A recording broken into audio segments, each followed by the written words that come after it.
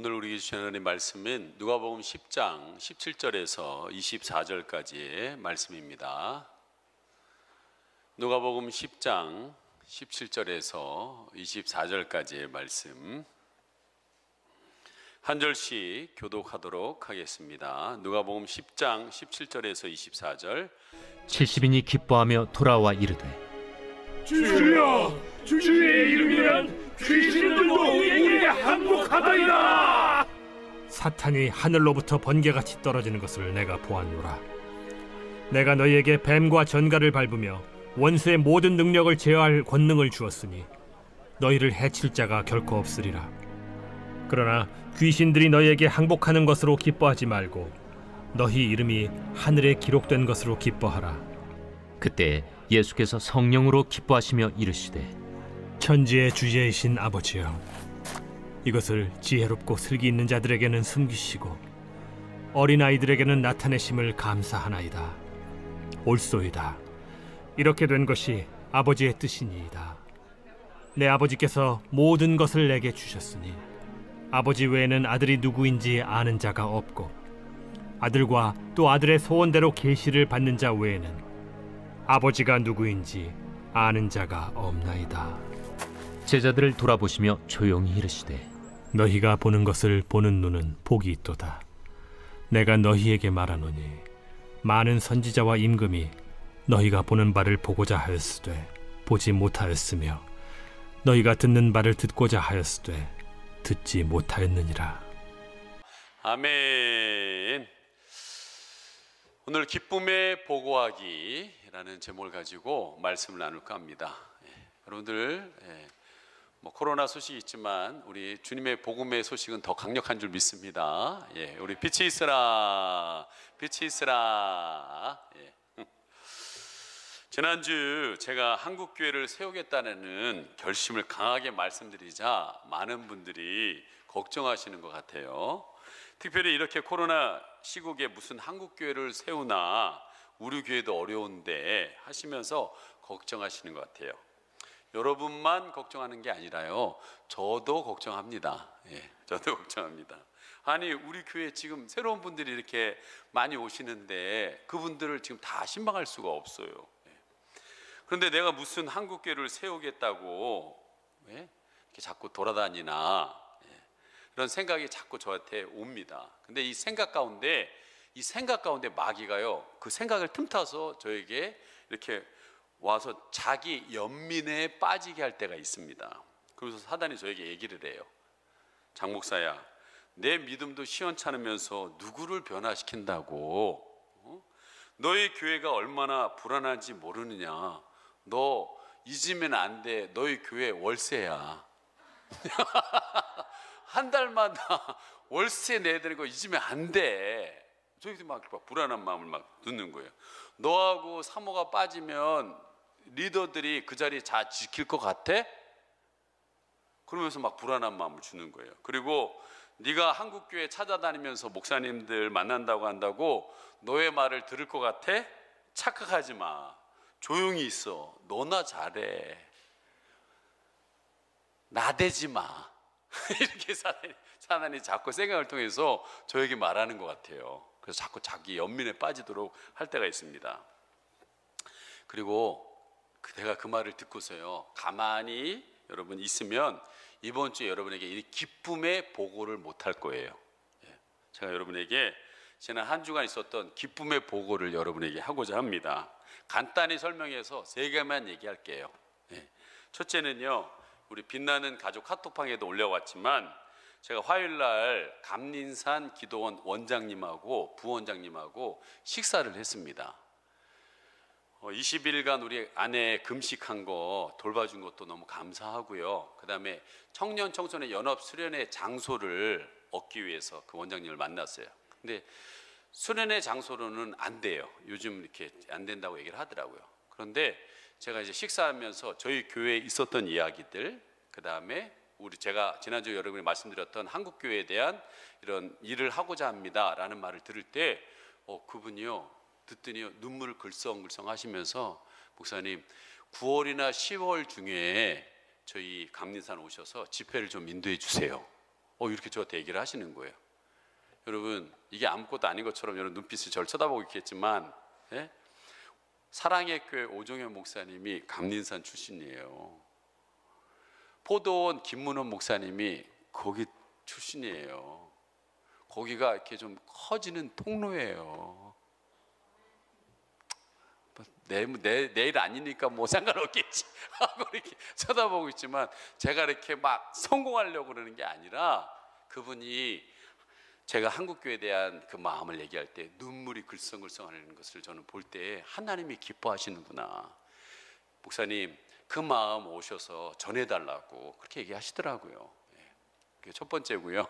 두 번째는 목요일 날 아침에 전화가 왔어요. 광저우에서 한인교회 부목사인 11년간 부목사를 했던 저희 친구 정찬현 목사가 전화가 왔습니다. 전화 내용은 뭐냐면, 목사님, 이 어려운 코로나 시기 가운데 담임 목사님이 은퇴를 하게 됐어요. 근데 이 은퇴, 이 시국교회, 그것도 중국에 지금 공산화가 엄청 강하게 얘기하는 이 시국에 이 광주 한인교회 담임 목사로 새로 세울 사람을 누굴까 했는데, 첫 번째 결정한 것은 내부 청빙으로 결정을 했다는 거예요. 그리고 이 친구 11년 동안 한결같이 이렇게 수고했던 이 친구를 담임 목사로 청빙하기를 투표했는데 98% 됐다는 거예요. 그래서 이제 12월에 담임 목사로 취임을 하게 됐다라는 거예요. 근데 이 친구가 저한테 속내를 저한테 얘기한 거예요. 두렵다라고 얘기하더라고요. 두렵다고. 왜냐하면 광저우교회 그 수많은 우리 삼성에서 오신 분들, 주재원들, 굉장히 주재원들이 많대요. 근데 자기가 한 번 실수를, 그 담임 목사가 실수를 한번 결정을 잘못하면 큰 타격을 받는다는 거예요. 그래서 이 자리가 너무 두렵다라고 얘기하더라고요. 그래서 제가 요즘 갖고 있는 제 생각을 얘기했어요. 친구, 나는 나에 대해서 두 가지를 생각한다고. 한 가지는 뭐냐, 나는 너무나 죄인이라고. 근데 나 같은 죄인을 빛나는 교회 담임 목사로 세워준 거에 대해서 나는 지금도 너무 감사하게 생각하면서 하고 있다고. 그리고 두 번째는 요즘 내가 갖고 있는 생각이지만, 내가 위대한 사람이 되고 있다는 사실을 내가 느끼고 있다고. 왜 웃으세요? 송준경 집사님, 약간 기분 나빠지려고 그래요. 내가 위대한 사람이 되고 있다고 이렇게 말을 했어요, 제가. 그랬더니 지금 그 친구도 저렇게 의아하더라고요. 여러분, 제가 위대한 게 아니라 하나님이 위대한 거예요. 근데 그 위대하신 하나님의 생각이 제 생각이 되고 있는 거예요. 그 위대하신 하나님의 마음이 제 마음으로 오니까 내가 자꾸 위대한 생각을 하고 위대한 마음을 갖고 위대한 행동을 하고 있는 내 자신을 제가 느끼는 거예요. 마찬가지로 친구도 하나님이 이 광주 한인교회 공산화되고 있는 이 중국 땅에 하나님께서 위대한 하나님의 사람으로 나는 친구를 선택하고 사용할 거라고 믿어. 담대하게 나가. 얘기해 줬어요. 그랬더니 진심으로 고마워하더라고요. 여러분, 그런데 그 친구가 그 얘기 끝나자마자 저에게 부탁을 하는 거예요. 그게 뭐냐면, 이 친구를 파송한 교회가 1월에 파송을 취소한 거예요. 그래서 지금 적이 없는 상태예요. 근데 이 청빙 절차를 하려면 행정 절차가 들어가야 되거든요. 근데 청빙이 안 돼 있으면 안 돼 있는 거예요. 아니, 파송이 안 돼 있으면 안 되는 거예요. 그래서 저한테 부탁을 하길래 그런 거 걱정하지 말라고. 우리 교회에서 파송하겠다고. 그래서 노회에다가 일사천리로 여러분 광저우 한인교회 그 철회한 교회는 여러분 후회할 거예요. 이 사람이 이제 담임 목사가 되는 거예요. 예? 여러분, 광저우 한인교회는요, 우리 교회에 솔직한 얘기를 할게요. 100배의 영향력 있는 교회입니다. 저는 지금까지 계속 기도한 게 뭐냐, 저 정선, 강원도 정선의 세일교회에서부터 말레이시아 지금 개척한 나무 십자가 교회까지 하나님 우리의 영향력을 펼치게 해주세요 라고 기도했는데, 말레이시아 바로 위가 광저우예요. 이 중간에 광저우 그 교회, 영향력 있는 교회가 떡하니 담임 목사, 6개월 후에 담임 목사를 될 사람이 우리 교회가 파송한 사람이 된 거예요. 이 말은 무슨 말이냐면요, 호박이 넝쿨째 들어왔다는 말이에요. 쉽게 얘기하면은 한국 중소기업이요, 중국의 대기업하고 손잡은 거나 마찬가지예요. 이제 하나님의 나라는 더 크게 저는 확장될 거라고 믿습니다. 기쁜 소식이죠? 네.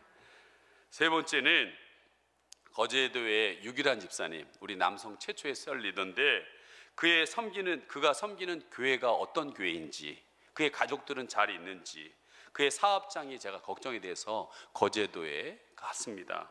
결과를 말씀드리자면은 우리 교회 실질적인 수확에 대해서 말씀드릴게요. 그게 뭐냐면 유기란 집사님 조카가 우리 김상아라는 자매인데 거제도에서 공부를 얼마나 잘했는지 간호학과를 다니는데요. 성적이 우수해서 아주대학교 병원에 발령이 됐다는 거예요. 그래서 수원에 오게 됐는데 어느 교회에 가야 될지 그 어머니 유성자 권사님 암에 걸려셨는데 서울 치료받으러 왔다가 우리 교회 예배드리고 제가 기도해드렸어요. 근데 그 유성자 권사님 믿음이 좋으신 분입니다. 예? 근데 그분이 기도했다는 거예요. 하나님, 서원에 가면 우리 딸을 어느 교회에 가야 됩니까? 라고 지금까지 기도하고 있었다는 거예요. 근데 마지막 식사하다가 말고요, 목사님 수원 아니에요? 우리 딸 빛나는 교회 보내면 되겠네요? 라고 얘기하는 거예요. 나는요 진짜 섭섭한 게 뭐냐면 유기란 집사님 뭐인 거예요. 난 진짜 이해할 수가 없어. 나는 자기 조카 수원 간다는데 너 빛나는 교회 가라고 얘기했어야지. 최초의 셀리더는 정신이 없고요, 그 엄마가 기도했다는 거다가 빛나는 교회 보내면 되겠다고. 여러분, 그 김상아 청년은요 성격은 허소종이고요, 들어오면 유미정도 실력이고요, 신앙은 그 엄마 암을 이겨낸 엄마의 믿음이에요. 그런 귀한 청년이 우리 교회 오게 된 거예요. 여러분, 제가 나가야 되겠어요? 나가지 말아야 되겠어요? 예? 여러분, 교회 여러분에게 실제적인 도움이 되는 보고가 엄청 많은데요, 이만 줄이고 설교를 해야 되기 때문에 간소하게 여러분에게 말하고 말씀을 전하겠습니다. 자, 여러분, 예수님은요 얼마든지 혼자 일하실 수 있는 분입니다. 근데 12명의 제자를 세웠어요. 그리고 위임하고 같이 일을 했습니다. 근데 사역이 계속 늘어나는 거예요. 많은 사람들이 자꾸 찾아오니까 도저히 안 돼서 70명을 또 뽑았어요. 근데 이 70명을 뽑았는데요, 여러분 12제자의 이름 아세요? 몰라요? 다는 몰라도 한 사람은 알죠? 대표적으로 베드로, 야고보, 요한, 빌립, 바돌로메, 도마, 마태, 이렇게 12명 있잖아요. 근데 여러분 한번 물어볼게요. 70명 이름 알아요? 여러분, 70명의 이름이 성경에 나와 있질 않습니다. 한 명도 안 나와 있어요.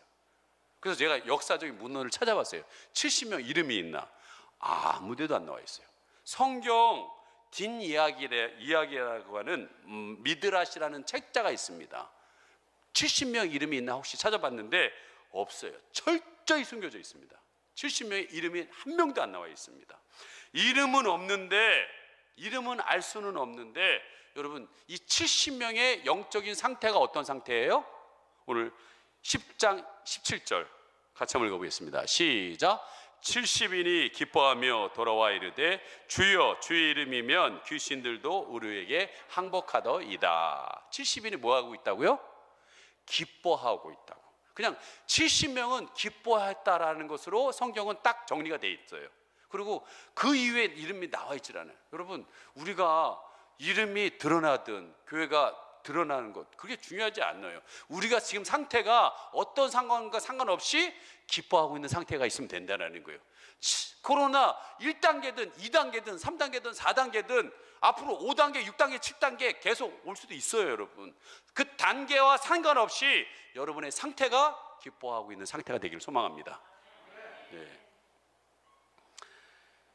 그렇게 보고를 했더니 예수님이 이렇게 얘기를 하셨어요. 보고를 받고 이렇게 있어요. 18절에서 20절 같이 한번 읽어봅니다. 시작.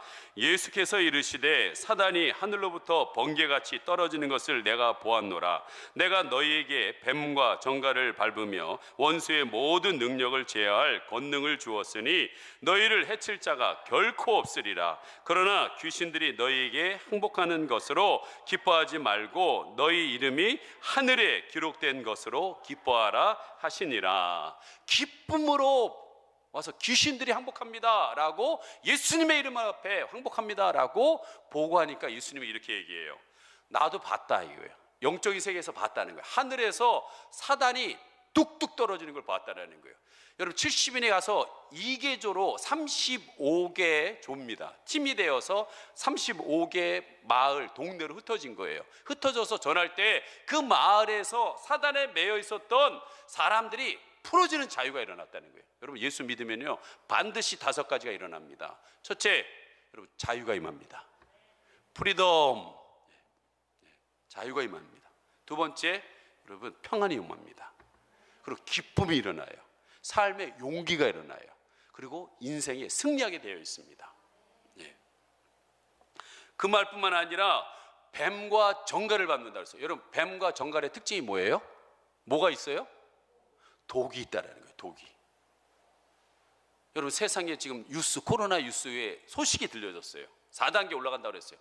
그게 뭐 독이라고 얘기를 했지만 소식을 듣자 여러분 마음이 어떻게 돼요? 걱정, 염려, 불안, 두려움이 독이 쑥 들어오는 거예요. 여러분 뱀에 물리면 어떻게 돼요? 독이 퍼지잖아요. 마비 증세가 오잖아요. 정신이 마비됩니다. 여러분 몸이 마비돼요. 이와 마찬가지로 여러분 소식 앞에 마비되고 있는 그분들은 온전한 성도가 아닙니다. 예. 오늘 뭐라고 했어요? 뱀과 정갈을 밟는다고 그랬다고요. 여러분 소식이 와도요 그 소식을 밟고 일어나야 된다는 거예요. 예? 원수의 모든 능력을 제어할 권능을 이미 여러분이 계속 말씀드리지만 이미 주셨다라는 거예요. 여러분 능히 감당할 수 있도록 권능을 이미 주셨다라는 거예요. 그래서 뭐라고 얘기해요? 너희를 해칠 자가 결코 없다라고 그랬어요. 여러분은 이중 생활을 한다고 그랬어요. 제가요 이중 생활. 이 세상의 생활과 하나님 나라 백성의 생활을 두 백성의 시민권을 갖고 있는 거예요. 이 세상 대한민국 시민권과 하늘의 시민권을 갖고 있는 분이에요. 그런데 여러분이 세상의 소식에 흘린다면 하나님의 시민이 아니라는 거예요. 하나님을 기준으로 붙잡고 있는 사람은 그 어떤 세상의 소식에 흔들리지 않는다는 거예요. 아, 내가 흔들리면 아직 하늘의 시민권에 확고하게 내가 굳게 서 있지 못하고 있구나. 그렇게 생각하면 딱 맞습니다. 그러나 귀신들이 너희에게 항복하는 것으로 기뻐하지 말고 너의 이름이 생명책, 하늘의 생명책에 있는 것으로 기뻐하라. 그게 진짜 기쁨이다 라고 얘기한다는 거예요. 여러분 이 땅에 살면서 무슨 우리가 소망할 게 있습니까? 예? 내가 하늘의 생명책에 내 이름이 기록되어 있는 것, 하나님이 날 안다라는 것, 여러분 그것으로 기뻐하시길 소망합니다. 예? 여러분 그렇게 제자들이 기쁨으로 돌아왔어요. 기뻐하면서 보고합니다. 그랬더니 예수님이 진짜 기쁨이 무엇인지를 알려주고 싶었어요. 저는요 코로나 지금 4단계 얘기하니까 갑자기 이런 생각했어요. 1단계, 2단계, 3단계, 4단계 지금까지 올라왔잖아요. 예? 그래? 단계로 올려? 그럼 나도 설교 단계로 올릴 거야. 그래서 오늘 여러분 이 단계를 뛰어넘는 기쁨의 단계도 4단계가 있어요. 그래서 오늘 4단계의 기쁨을 여러분에게 얘기할까 합니다. 아멘. 이걸 누리셔야 됩니다, 여러분. 예. 자, 첫 번째 기쁨은 세상 사람들의 기쁨이에요. 근데 우리도 세상에 살다 보니까 이 기쁨을 누려요. 근데 여러분 세상 사람들은 언제 기뻐합니까? 많아질 때 기뻐합니다. 집이 더 크게 넓어지며 또 뭐가 이렇게 많아지면 기뻐해요. 두 번째는 위로 올라갈수록 기뻐해져요. 직급이 자꾸 뭐 여러분 대리에서 과장으로 뭐 이렇게 상무로 올라가면 기뻐합니다. 그리고요 사람들은요 자기가 좋아야 기쁨합니다. 내가 기뻐야 내가 기쁜 거예요. 그리고 여러분 세상 사람들이요 잘 돼야 기쁩니다. 우리 교회도 장사하시는 분들인데 장사가 잘 돼야 기쁜 거예요. 그렇죠, 정유라 집사님? 네. 기뻐야 돼요. 근데 이 성경에서 기쁨이라는 이 단어가요 두 단어로 나옵니다. 하나는 뭐냐? 마소스. 따라해보세요. 마소스. 예. 다른 한 말은 카라. 예. 이 마소스는요 세상의 기쁨을 얘기합니다. 술 먹으니까 기쁩니다. 돈 버니까 기뻐요. 출세하니까 기뻐요. 장사 잘 되니까 기뻐요. 예. 자, 이런 기쁨을 마소스라고 합니다. 예. 조건이 있는 기쁨이라는 거예요. 제가 이번에 경상도 지역 가서 사람들 얘기하는 거 들어봤더니 꼭 앞에 한마디가 붙더라고요. 나중에 보이소. 계속 마마마 하더라고요, 사람들이. 예? 듣도 보도 못한 말을 계속 제가 들리더라고요. 나중에 보이소. 막 이렇게 다 그러더라고요. 예. 여러분, 아마 소스 있지요? 소스, 이 소스도 우리 먹을 때 찍어 먹는 이거 조건 소스처럼 아마 소스 조건이 있어야 이 기쁨이 세상 기쁨이라는 거예요. 예? 1부 때는 안 통했는데 2부 때 잘 통하고 있어요 지금. 예. 여러분 소스 조건이 있어야 기뻐한다는 거예요. 그런데요, 에가서에는 이렇게 얘기하고 있어요. 에가서 5장 15절이에요. 시작. 우리 마음에는 기쁨이 그쳤고 우리의 춤은 변하여 슬픔이 되었사오며. 이 마가 사라지는 거예요. 아마 소스가 사라지는 거예요. 조건이 사라지는 거예요. 돈을 잘 벌다가 돈을 못 벌면 이 사람이 기쁘지 않는 거예요. 예. 출세 잘 나가다가 직장이 잘리면요, 기쁨을 잃어버리는 거예요. 술 많이 드실 때는 기뻐하다가 술 깨면요, 머리 되게 아픕니다. 예? 예. 힘들어요. 그러니까 다 이 기쁨은 다 1차원적인 기쁨이라는 거예요. 소스가 있어야 기쁘다는 거예요. 두 번째 기쁨은 성도들의 기쁨입니다. 세상적인 기쁨이 아니에요. 성도들이 느낄 기쁨인데 이거를 카라라고 합니다. 뭐라고요? 예, 카라라고요. 가수 카라가 아닙니다. 예. 이 카라의 기쁨은요, 성령이 내 마음속에 임재하실 때 주어지는 무조건적인 기쁨이라는 거예요. 그래서 바울은 로마서 14장 17절 18절에 이렇게 얘기합니다. 시작. 하나님의 나라는 먹는 것과 마시는 것이 아니요 오직 성령 안에 있는 의와 평강과 희락이라. 이로써 그리스도를 섬기는 자는 하나님을 기쁘시게 하며 사람에게도 칭찬을 받느니라. 자, 말씀해 보세요. 하나님 나라는 먹는 거, 아까 했던 소스, 조건에 다 여러분이 왜 기뻐했어요? 마시는 거, 먹는 거, 좋은 환경 다 돼야지만 기뻐했는데 그게 아니다라고 얘기하고 있어요. 그럼 무슨 기쁘냐? 오직 성령 안에서 하나님의 의, 그분이 주시는 평강, 그 안에서 희락, 여러분 너의 배에서 생수의 강이 흘러 넘치리라고 그랬습니다. 이로써 그리스도를 섬기는 자는, 여러분 예수 그리스도를 섬깁니까? 믿으십니까? 그 믿는 자는 하나님을 기쁘시게 하며 사람들에게 칭찬을 받는다고 그랬어요. 여러분, 하나님의 기쁨이 되는 사람이 세상 사람들에게 천대받을 것 같습니까? 절대 그렇지 않습니다. 칭찬받게 되어 있습니다. 성령이 임할 때에 이 기쁨이 있다는 거예요. 여러분, 이 세상에서 제일 먼저 기뻐하신 분이 누굴까요? 예, 하나님이십니다. 하나님이 세상을 창조하실 때 뭐라고 그랬어요? 기뻤다고 그랬어요. 좋았다라고 그랬어요. 좋았다는 게 기뻤다는 거 아니에요. 그러니까 예? 기뻤다고. 근데 사람을 창조하는 뒤에는 뭐라고 그랬어요? 심히 기뻤다고 그랬어요. 여러분 자녀들 낳을 때 어땠습니까?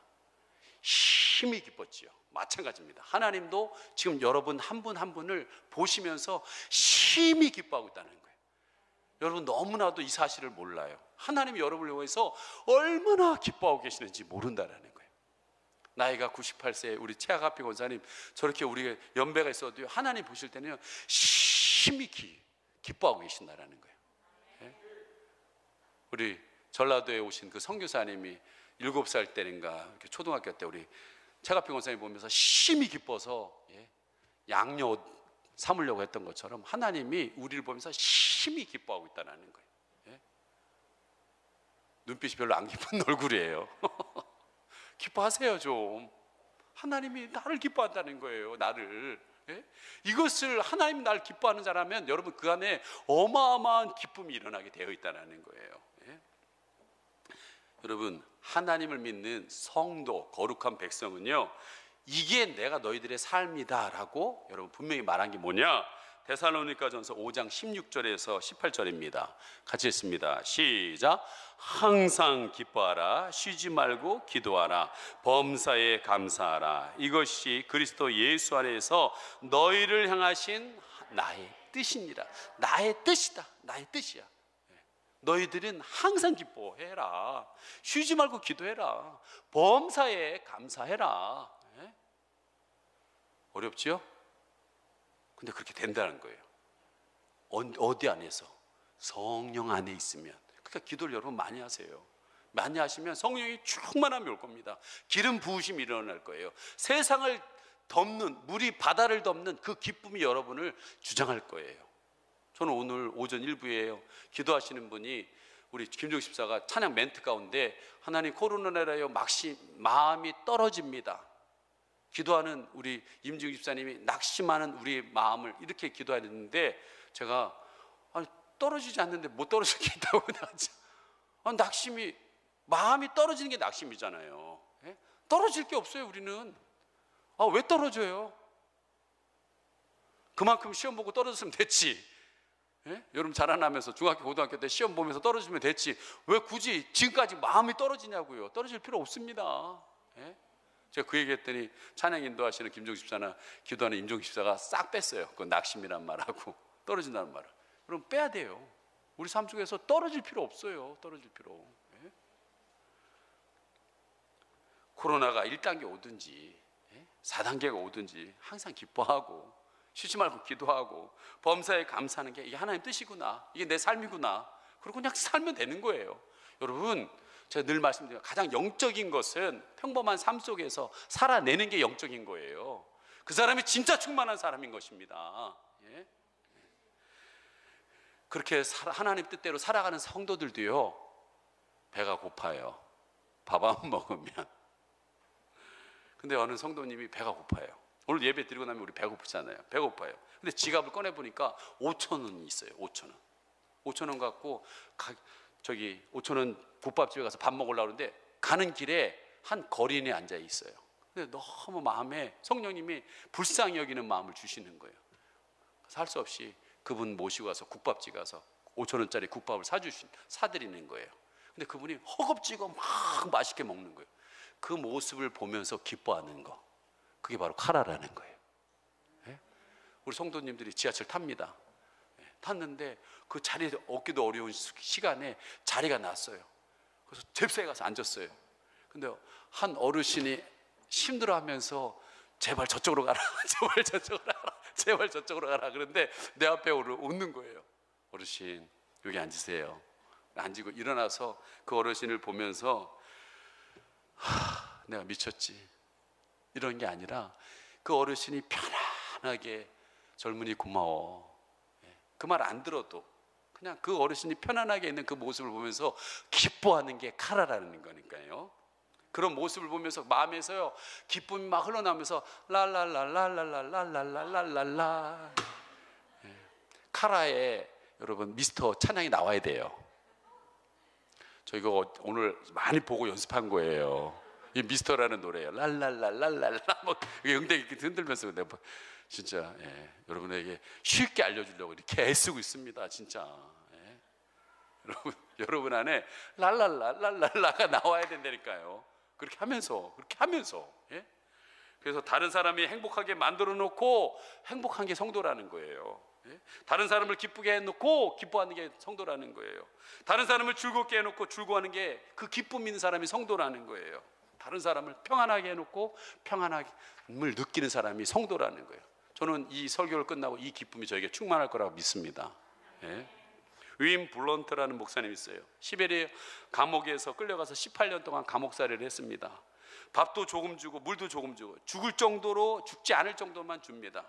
갇힌 자들이 모두 배고파하고 목말라 합니다. 그런데 이 윈 블런트 목사님은 같이 갇힌 자들에게 자기 밥의 10분의 1을 떼어서 제일 배고픈 사람에게 나눠줍니다.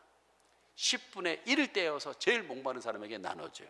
그랬더니 주위에 있는 사람들이 예수를 믿기 시작해요. 같이 예배 드릴 때 성령의 충만함이 그 모임 가운데 임하는 것을 보게 됩니다.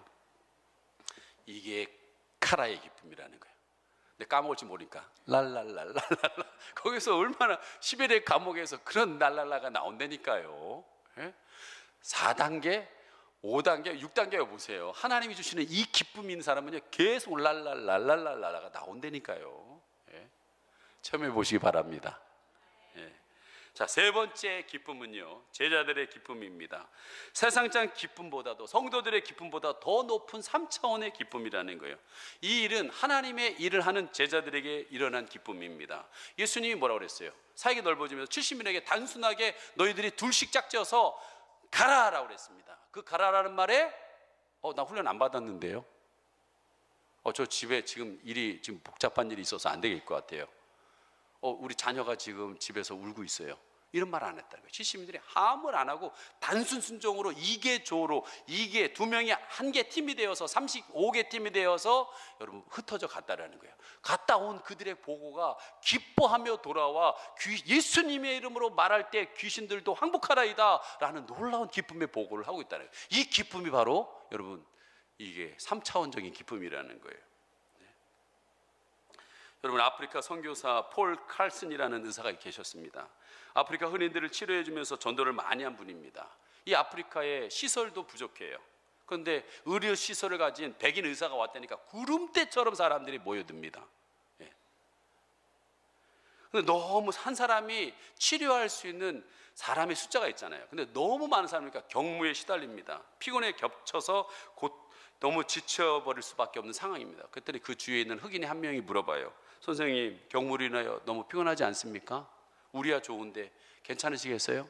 그랬더니 이 폴 칼슨이라는 의사가 이렇게 얘기합니다. 나는 항상 환자들을 하나님을 섬기는 마음으로 대했기 때문에 보람과 기쁨을 느낍니다. 물론 몸은 피곤합니다. 예. 그러나 피로감을 느끼지는 않습니다. 하나님을 섬기는 것만큼 보람된 일이 어디 있겠습니까? 전도하는 만큼 기쁜 일이 어디 있겠습니까?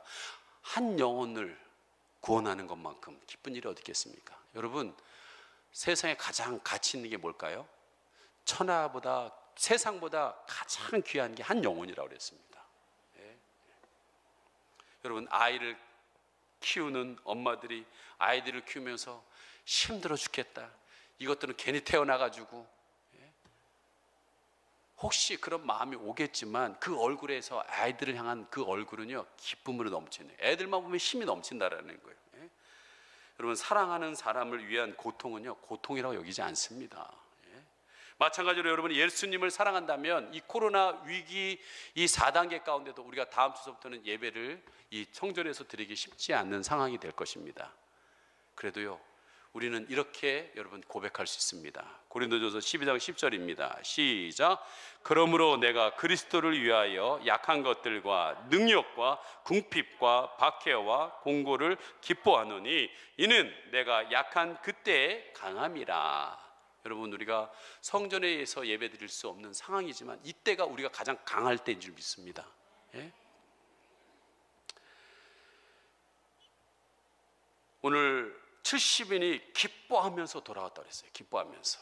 저는요, 이것을 한번 상상해 보는 거예요. 이 말씀을 제가 한번 머리로 상상을 해 보는 거예요. 그들이 진짜 예수님 말씀 시킨 대로 가서 여러분 70명이 아무 핑계 대지 않고 단순한 순종으로 70명이 다 갔다는 거예요. 일사불란하게, 꼭 군사와 같이, 군인과 같이. 그들이 바로 제자라는 겁니다. 예? 그런 하나의 가족과 같이 쫙 흩어졌습니다. 예. 그리고 함께 돌아와 기쁨을 나눕니다. 여러분, 다 같이 하나 되는 이 기쁨, 이게 진짜 3차원적인 기쁨이라는 거예요.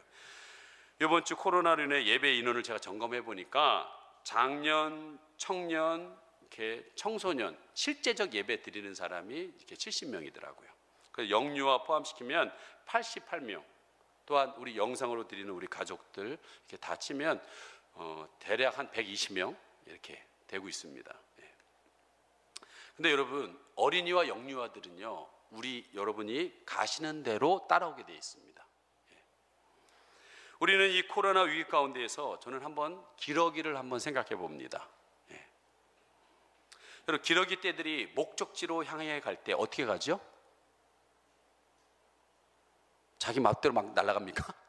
질서 없이 막 올라갑니까? 어떻게 가죠? 어떻게 가죠?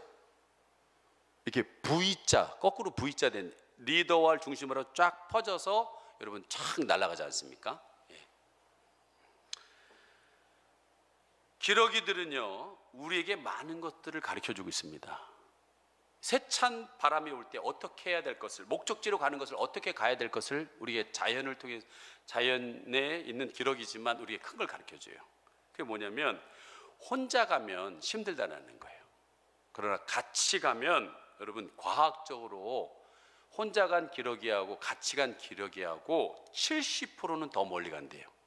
예, 같이 간 기러기가. 여러분, 혼자는 어렵습니다. 어제 한 청년이 교회를 왔어요. 어떤 청년이 한 교회를 왔습니다. 근데 이 청년을 만나봤는데 청년이 이런 얘기를 해요. 저는 초등학교 때 인생을 포기했어요. 저는 얼굴이 못생겼어요. 저희 가족은 불행합니다. 근데 제가 보니까 얼굴이 못생기지 않았어요. 목사로서 거짓말은 할 수 없으니까 이쁜 건 아니에요. 그렇다고 못생긴 것도 아니에요. 제가 보니까. 근데 뭐가 문제냐면은 자존감이 문제예요. 자존감. 자존감. 자기를 보는 시각이 너무 왜곡돼 있어요. 삐뚤어져 있습니다. 그래서 우리 교회 유미 이야기를 해줬어요. 여러분, 유미가 우리 교회에 대한아파트 지하 성전에 중학교 2학년 때 왔습니다. 그때 제가 들었어요. 중학교 2학년 때 자존감 테스트를 했는데 바닥이래요, 자기가. 그런데 그 유미가 우리 교회에 오면서 우리 가족이 됐고 우리 성도님들의 사랑을 받았습니다. 지금도 그렇지만 우리 교회는 젊은 엄마들이 많아요. 그 말은 곧 아기들이 많다는 말이죠. 보통 중학생이 아기들을 돌보는 시간이 30분 이상 되는 애는 거의 없습니다. 제 경험상으로도 그래요. 근데 유미는요 3시간을 보고 있는데 제가 물어봤어요. 힘드냐? 물었더니 아기가 너무 사랑스럽다는 거예요. 그때 우리 김종숙 집사 쌍둥이 아들인 한결이와 은솔이가 아기였을 때인데 엄마 김종숙 집사는요 이 쌍둥이를 키우는 애 얼굴에 다크서클이요 펴가지고 맨날 이러고 있었어요. 우리 나성미 집사님이 아마 증인이 될 거예요. 근데 유미가 엄마보다 더 잘 키워요. 그래서 한결이는요 유미하고 결혼하겠다더니 오늘 제가 설교했더니 이미 결혼했대요. 아니 아버지 허락도 안 받고 결혼했는지 모르겠어요. 근데 제가 유미 안에 있는 이게 은사구나, 재능이다라는 것을 중학교 2학년 때 왔을 때 알았어요. 그래서 제가 그 유아실에서 얘기했어요. 앞으로 너는 세계적인 유아 전문가가 될 것이다. 실기는 우리 교회에서 다 터득됐고 이제 이론만 인정받으면 된다. 그리고 대학교 가서 학위만 받으면 돼.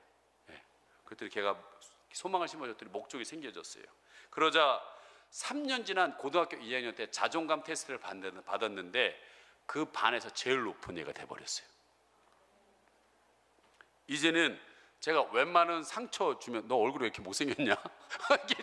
얘도 상처를 받지 않아요, 얘는요. 그리고 분명한 목적이 생기니까 이제 스스로 교회에서 늘 교회에서만 있었거든요. 교회 있다가 막 가요. 자꾸 가요. 근데 어디 가? 그랬더니 집에 간다는 거예요. 집에 뭐하러 가? 공부하러 가요. 그러더라고요. 여러분 얼마 전에 시험 봤어요. 무려 90점을 2개나 받았대요. 이상을. 그리고 여러분 요즘 이 유미의 이 스피릿이요 우리 그 후배들 중학생 청소년들에게 흘러서요 이제 보통 중학생들은 애기 보는 건 30분은 다 기본이에요. 다 봐요. 애들이 분위기가 그렇게 되었어요. 그러니까 우리 엄마들이 사역하기에 굉장히 편한 토양. 이 교회는 중학생들을 노예 삼아서 하나 보다라고 생각했지만 그렇지 않습니다. 스스로 보려고 그래요. 애들이 스스로. 아주 좋은 토양들이에요. 여러분 이런 현상이 언제 나타나냐는 거죠. 함께 할 때 나타난다는 거예요. 함께 할 때. 혼자 가는 것은 아닙니다. 기러기는 애 앞에 선 리더가 세찬 바람과 공기를 갈라주며 나가면 힘이 배로 리더는 듭니다. 그 대신 나머지 사람들은 그 힘이 배분되는 거예요. 그러다가 리더가 너무 지쳐 있으면 그 뒤에 있는 작은 리더들이 그 자리를 대신합니다. 그리고 빠져요. 그러다가 리더가 다시 힘을 보충하면 또 빠져요. 들어와요. 빠졌다 들어왔다 이걸 같이 하면서 여러분 목적지로 가게 된다는 거예요. 저는 이번 주 양산, 부산, 거제도 교회를 돌보았습니다. 제가 없는 자리를 새벽 예배는 셀 리더들이 설교를 했어요. 그리고 11시에 중보기도는 차기 리더분들이 기도를 인도했습니다. 그분들 중에서 은사 있는 분들은 이렇게 여러분 찬양 인도를 시킵니다. 여러분 그냥 인도하는 것이 아니라 이 자리 지금 여기도 보면 데코 타일이 새로 깔았는데요. 이 두 자리만 데코 타일이 색깔이 틀립니다. 이 자리를 제가 해놨어요. 그리고 이걸 빼고서 강대상 빼고서 본면대를 세워놓고 새벽에 인도하시는 분들 이 앞에 제 이 자리에 서서 여러분 새벽에 예배를 인도하게 했습니다. 그리고 차기 리더분들을 여러분 중보기도를 인도하게 했습니다. 여러분 이것이 쉬울 것 같습니까? 어려울 것 같습니까? 정유라 집사님 여기 서서 이렇게 인도한다고 생각해 보세요. 쉬울 것 같아요? 어려울 것 같아요? 혼자 앉아서 기도하는 건 쉽습니다. 근데 이렇게 와서 새벽 예배에 말씀을 전한다? 이 사람들을 새벽에 기도의 자리까지 끌어야 됩니다. 중보기도를 인도한다? 11시에 오신 분들을 기도의 자리로 깊이 은혜의 자리로 인도해야 되는 게 이것이 쉬운 일이 아니에요. 저는 이 말을 굉장히 좋아합니다. 왕이 되려는 자 왕관의 무게를 견뎌내야 한다. 이건 제가 만든 말이에요. 진정한 제자가 되려는 자 영혼의 무게를 견뎌내야 한다. 이 자리에 무게를 견뎌내야 돼요. 그런데 한 가지 한 번 더 생각해 봤습니다. 여러분, 이렇게 교회 안에서 평신도가 찬양을 인도하고 기도를 인도하고 말씀을 전하는 것도 대단한 일입니다. 근데 저는요, 한 가지 더 생각해 봤어요. 솔직히 그렇게 인도하는 것은 수영장에서 수영하는 것과 같다는 거예요. 정말 실력은 파도 치는 바다에서 수영할 수 있어야 진짜 실력이라는 거예요. 세상에 나가서 여러분 영혼을 전도하고 복음을 전하고 영접시키고 양육시켜서 또 다른 제자로 세울 수 있는 사람, 그 사람이 진짜 제자라는 거예요. 지금 우리 교회는 성장기를 맞고 있습니다. 코로나가 없었으면 우리 김현재 성도님이 얘기했어요. 아마 300명은 너끈히 부흥됐을 거라고. 저보다 믿음이 좋으셔요. 그런데 여러분, 코로나 없이 부흥하는 것은 제가 볼 때는 수영장 정도의 부흥이라고 생각해요. 그러나 지금 이 코로나에 1단계, 2단계, 3단계 계속 올라감에도 불구하고 부흥해야 여러분 바닷가의 수영이라고 저는 생각합니다. 바닷가의 부흥이라고 생각합니다. 여러분, 이러한 현실 속에서 이 거친 파도 같은 부흥을 여러분 같이 경험해 보시지 않겠습니까? 여러분이 저는 이런 마음을 좀 품기를 원합니다. 나도 이 성장과 부흥에 함께 하고 싶다라는. 여러분, 부흥을 할 때는요, 저는 보니까 그냥 부흥이 아니라 다 올라갑니다. 수면에 어느 청년부 한 분만 부흥하는 게 아니에요. 영유아서부터 다 작년에까지 다 부흥이 일어나야 진짜 부흥입니다. 근데 이 부흥이 올 때는요, 중요한 것은 여러분 지난주에 말씀드렸던 아브라함의 축복, 개인에게 축복이 오고요, 가정에게 축복이 오고요, 가문에게 축복이 오고, 여러분 민족과 열방으로 흩어지는 것처럼 여러분이 직장과 사업장이 풀어지는 일들이 벌어집니다. 반드시 그렇게 일어나게 돼 있어요. 여러분이 그 부흥의 현장에 나는 빠져도 되겠지라고 생각하는 사람은 우리 집은 안 돼도 돼라고 생각하는 사람이랑 똑같은 생각이에요. 정말. 여러분, 나만 빠지지 말고 흐름에 타시길 바랍니다. 부흥의 파도를 함께 타시길 소망합니다. 여러분, 삼손은요, 성경에서 가장 힘센 장수였습니다. 남이 없는 재능을 가졌습니다. 혼자 나귀 턱뼈 하나 가지고 1000명을 때려 잡았어요. 그리고요, 성문을, 이만한 성문을 떼가지고요, 산꼭대기에 갖다 놨어요. 미친놈. 왜 멀쩡한 성문을 떼가지고 남이 문을 해놓은 거를 저기 산에다 꼭대기에다 갖다 놔요. 난 왜 그 짓을 했는지 난 알 수가 없어요. 성경에 나와 있지만 심자랑한 것도 아니고 왜 그런지 난 알 수가 없어요. 그리고요, 사자를요 꼭 오징어 찢듯이 찢어서 죽였어요. 그만큼 힘이 굉장히 센 사람이에요.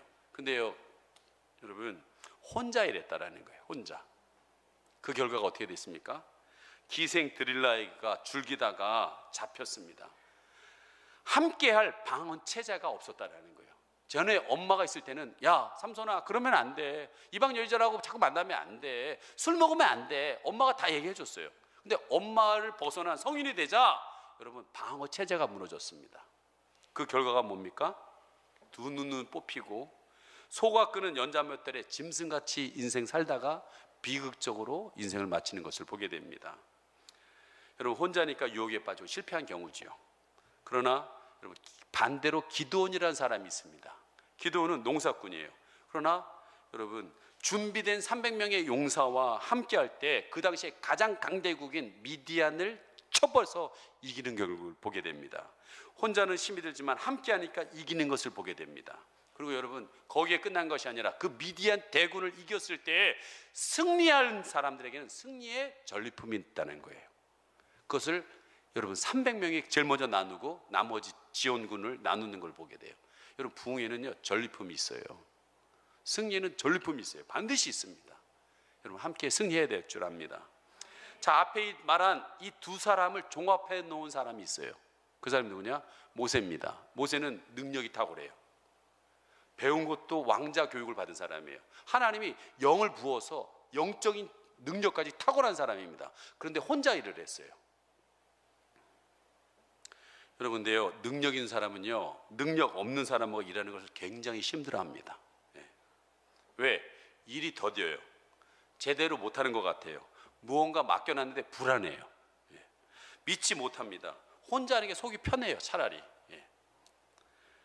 여러분, 모세 또한 남자만 60만 명인 사람들을 문제를 혼자 해결했어요. 예. 그러니까 사람들은 쭉 서서 기다리는 거예요, 모세만. 그러다가 해지면 내일 와라.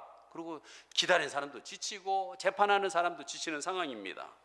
이제 모세는 과로사로 죽을 지경입니다. 이 모습을 보면서 가장 걱정했던 사람이 누굽니까? 딸을 준 장인이었어요. 이대로 있다간 내 딸 과부 되겠다. 그래서 모세에게 이렇게 조언해 줍니다. 출애굽기 18장 17절 23절 같이 읽습니다. 시작. 모세의 장인이 그에게 이르되 내가 하는 것이 옳지 못하도다. 너와 또 너와 함께한 이 백성이 필경 기력이 쇠하리니 이 일이 내게 너무 중함이라. 내가 혼자 할 수 없으리라. 이제 내 말을 들으라. 내가 내게 방침을 가르치리니 하나님이 너와 함께 계실지라도 너는 하나님 앞에서 그 백성을 위하여 그 사건들을 하나님께 가져오며 그들에게 율례와 법도를 가르쳐서 마땅히 갈 길과 할 일을 그들에게 보이고 너는 온 백성 가운데서 능력 있는 사람들 곧 하나님을 두려워하며 진실하며 불의의 이익을 미워하는 자를 살펴서 백성 위에 세워 천부장과 백부장과 50부장과 10부장을 삼아 그들이 때를 따라 백성을 재판하게 하라. 큰 일은 모두 내게 가져갈 것이요 작은 일은 모두 그들의 스스로 재판할 것이니 그리하면 그들이 너와 함께 담당할 것인즉 일이 내게 쉬우리라. 내가 만일 이 일을 하고 하나님께서도 내게 허락하시면 내가 이 일을 감당하고 이 모든 백성도 자기 곳으로 평안히 가리라. 장인의 권면입니다. 지혜로운 권면이에요. 10명의 문제는 10명 부장 세워서 10부장 세워서 하고 100명의 문제는 100부장 세워서 하고 1000명의 문제는 1000부장 세워서 해라. 중요한 것만 너한테 갖고 와서 너는 비전과 방향을 제시하는 일 그런 일만 하고 중요한 일 하고 나머지는 맡겨라. 얼마나 지혜로워요. 그걸 받아들였습니다. 그랬더니 여러분 그 광약교회라고 하는 성막교회라고 하는 그 교회가 그렇게 나누자 일사천리로 평안하게 일들이 진행됐다라는 거예요. 여러분 모세처럼 60만 명의 성도를 부흥시킨 여의도 순복음교회 조용기 목사님이 계십니다. 그 조용기 목사님도 26세 개척했는데 사람들이 물밀듯이 밀려왔어요. 똑같은 현상이 일어났어요. 과로사로 죽을 지경에서 병원에 입원했습니다. 그리고 이 본문을 읽다가 그분이 깨달은 거예요. 아, 1000부장, 100부장, 10부장으로 50부장, 10부장으로 세워서 하면 되겠구나. 그 원리를 채택해서 여러분 세운 게 한국교회 위대한 조직인 구역조직이 생긴 거예요. 구역조직이. 여러분 한국교회 부흥의 구역조직은 결정적입니다.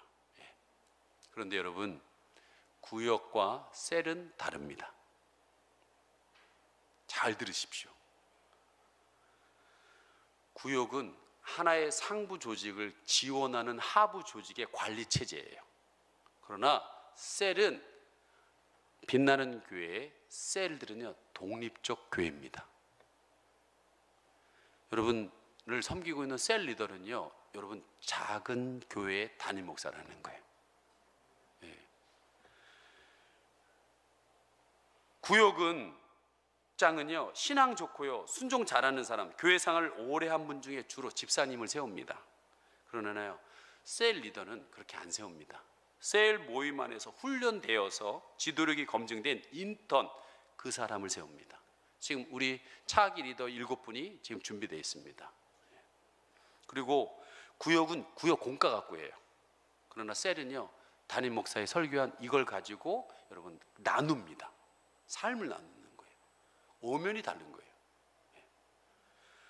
저는요 이제야 셀이 진가를 발휘할 때가 왔다고 생각합니다.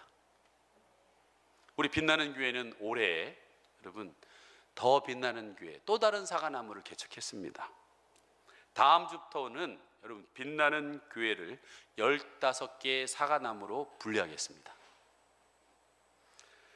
셀 리더들이 담임 목사가 되어 성전에서 예배 드리지 않고 가정에서 4인 기준으로 함께 모여서 여러분 영상을 보고 예배를 드리게 될 것입니다.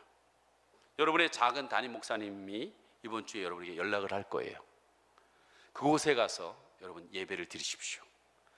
여러분 그곳에서 초대교회와 똑같은 성령의 역사가, 성전에서 있는 이 역사가 전 일어날 거라고 믿습니다.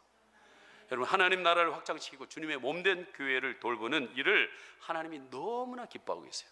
여러분, 초대교회가 어떻게 세워졌습니까? 유대인들이 어마어마한 핍박 가운데 그들은요, 회당이라는 곳에 모이지 않았어요. 가정에서 모였습니다. 로마 시대 때 어마어마한 핍박을 갔을 때 그 로마의 성도들은 초대교회처럼 가정에서 모였습니다.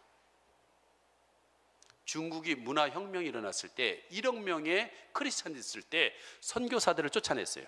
목사들을 다 잡아 죽였습니다. 중국인 목사들을. 근데 그 평신도들, 1억 명의 평신도들이 흩어져서 이렇게 가정교회를 세울 때, 여러분, 문화혁명이 지나가고 공산주의가 뚜껑이 열렸을 때 무려 10억으로 부흥된 역사가 10배 이상으로 부흥이 되는 역사가 일어났다는 거예요. 저는요, 지금이 바로 그럴 때입니다. 이 한국교회가 여러분 모이지 못하게 한다면 저는 이렇게 해야 된다고 해요. 이 초대교회가 답이에요. 셀이 답입니다. 마지막으로 여러분, 네 번째 기쁨은 예수님의 기쁨입니다. 제자들이 와서 이 보고를 듣고서 너무 기뻐했어요. 그러면서 예수님이 진짜 기쁨은 이거다라고 얘기했어요. 그게 뭐냐? 여러분, 아까도 얘기했지만 귀신이 항복하는 것으로 기뻐하지 말고 너의 이름이 하늘에 기록된 것처럼, 너의 이름이 생명책에 기록된 것을 기뻐하라고 그랬어요. 이 말은 쉽게 얘기하면 내가 구원받았다라는 것을 기뻐하라는 거예요. 예?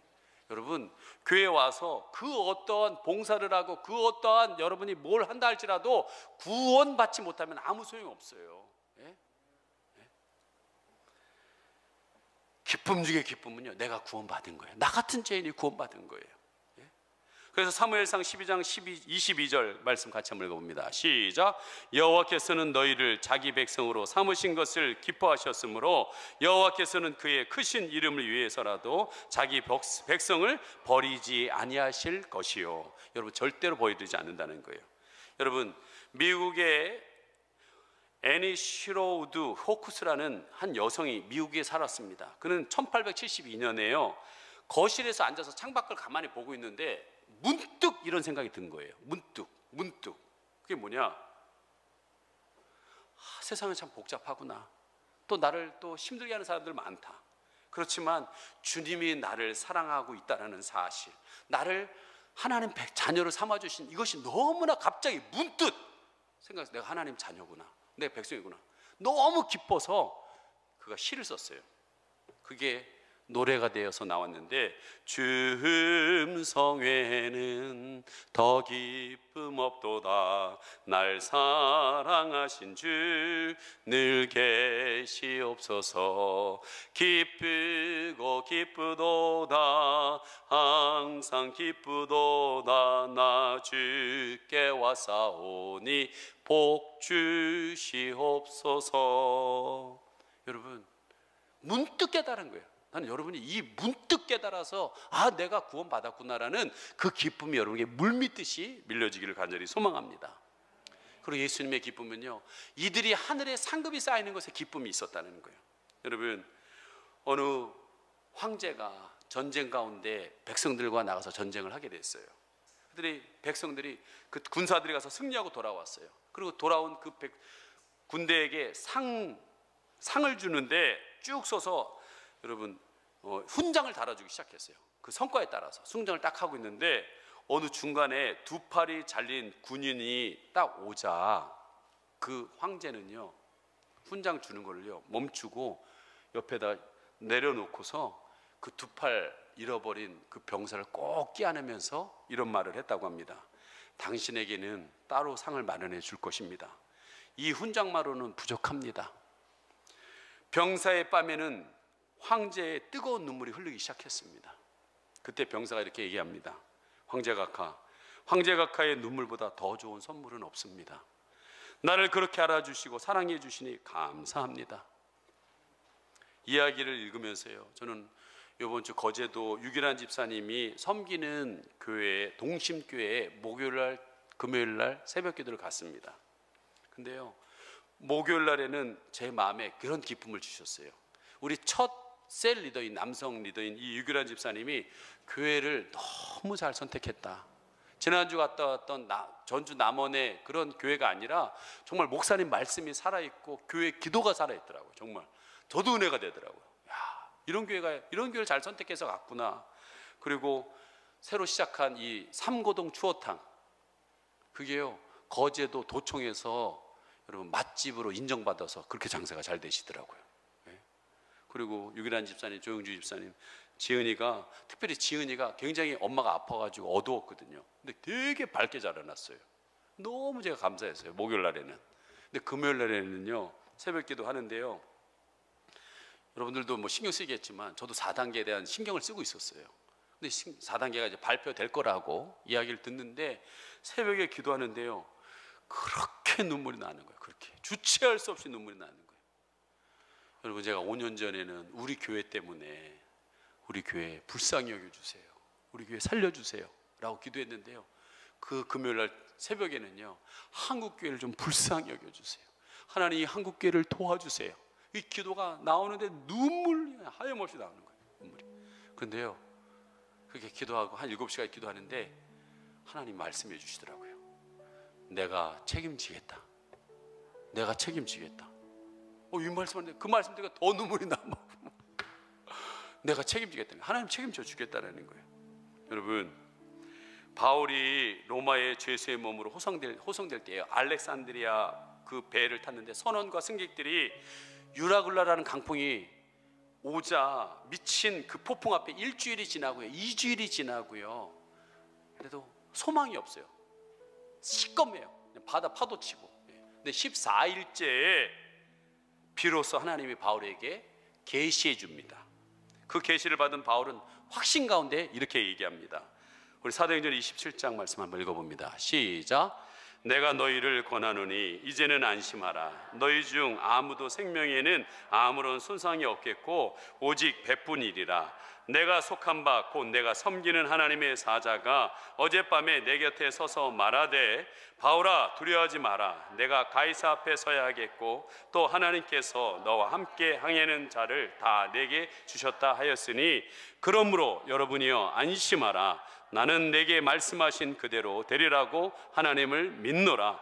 그런즉 우리가 반드시 한 섬에 걸리리라 하더라. 바울은 알렉산드리아에 탑승한 276명 하나님께서 나와 함께한 항해자들을 다 내게 주셨다라고 했어요. 그리고 두려워 말라라는 말을 들었습니다. 그리고 그 배에 탄 사람들에게 얘기합니다. 여러분 안심하라고. 저는 그 금요일날 새벽에 들었던 말씀, 안심, 두려워 말라옵니다. 안심해라. 내가 너와 책임지겠다. 저는 그 말이나 똑같다고 믿습니다. 여러분 안심하시기 바랍니다. 하나님이 책임져 주십니다.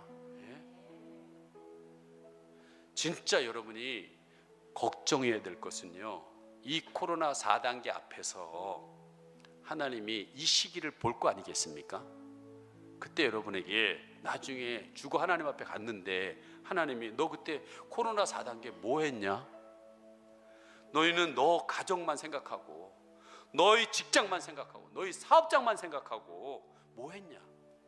물어보신다면 여러분 난 그게 걱정이 되는 거예요. 그게. 여러분 오늘 이 70인 전도인은요 예수님 말씀에 단순히 순종하고 돌아왔을 때 꼭 시험지 100점 받은 어린이가 엄마 나 100점 맞았어요 하고 오는 것 같이 기뻐하고 있어요. 저는 언젠가 하나님 앞에 갈 때 여러분들이 그 시험지 들었으면 좋겠어요. 하나님 코로나가 4단계도 상관없이 제가 이 70인처럼 하나님 뜻을 이루는데 최선을 다했습니다. 여러분 이렇게 기쁨으로 저는 여러분이 달려갔으면 좋겠습니다.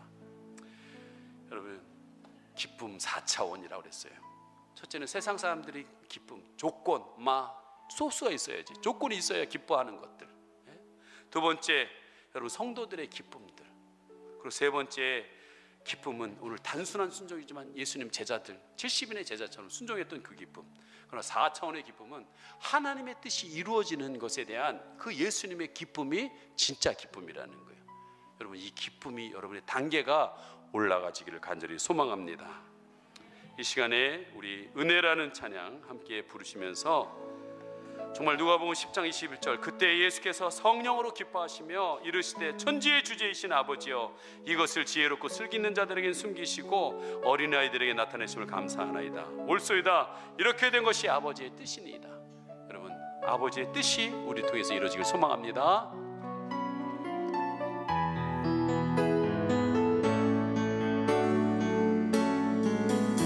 내가 누려왔던 모든 것들이, 내가 지나왔던 모든 시간이,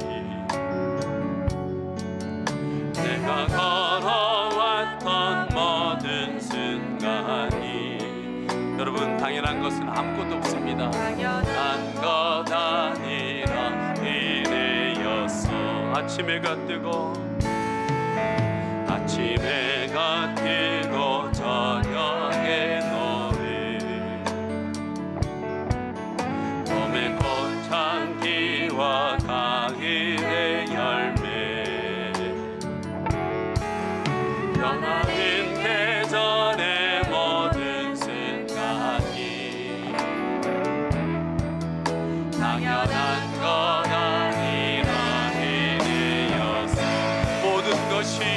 모든 것이 은혜,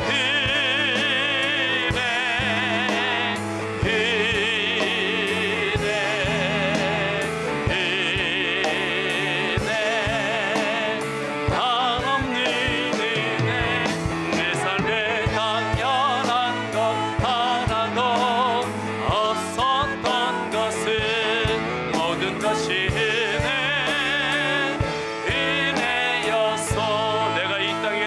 사는 것, 내가 이 땅에 태어나 사는 것,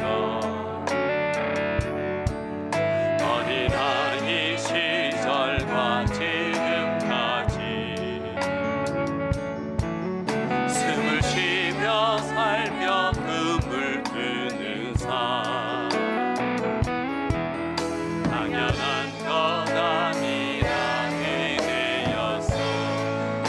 하나님의 자녀로 살며, 내가 하나님의 자녀로 살며 오늘 찬양하고 예배하는 삶, 찬양하고 예배하는 삶, 복음을 전할 수 있는 축복이, 전할 수 있는 축복이 당연한 것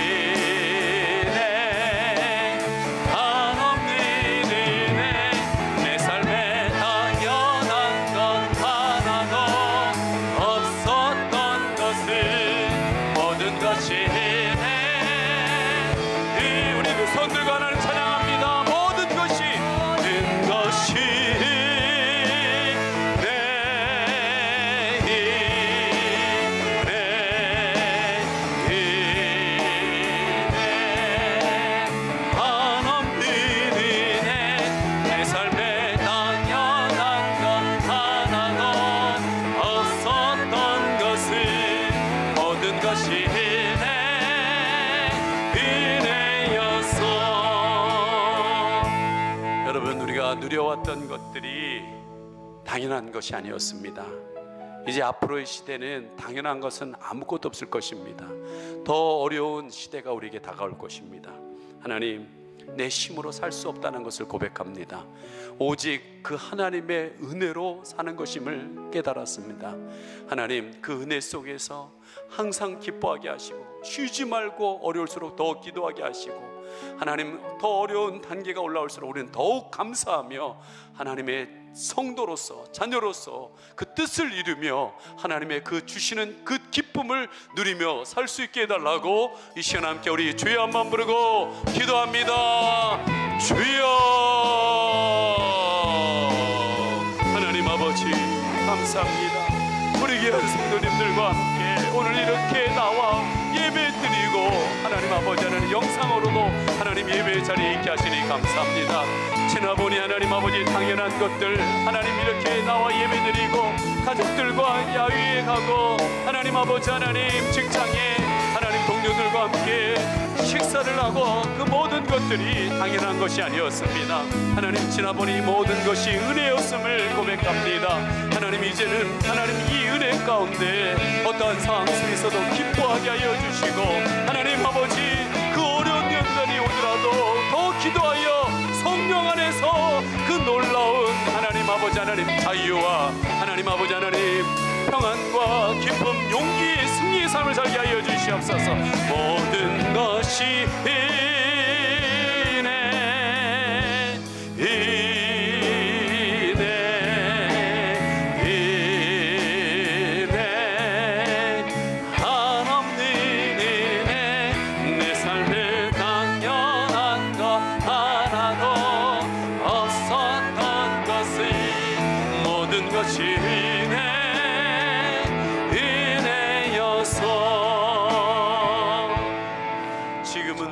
예수 그리스도의 은혜와 하나님의 그 크신 사랑과 내주하시는 성령의 교통하심이 코로나가 단계가 올라갈수록 우리에게 더 큰 믿음과 기쁨 주시기를 원하시는 그 하나님을 신뢰하는 성도님들 머리머리 위에 지금으로부터 영원히 함께 있을지어다. 아멘.